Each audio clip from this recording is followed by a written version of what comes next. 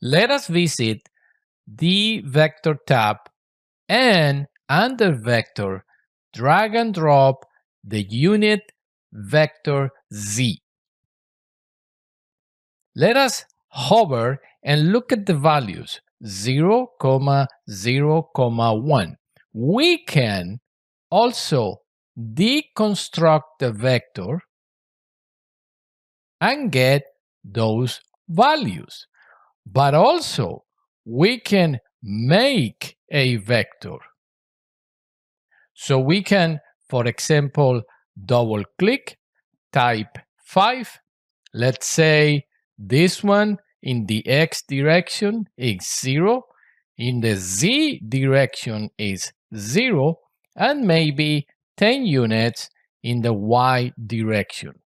If we look at the vector on the other side, we can see that this vector is 0, 10 in the y direction and 0 in z.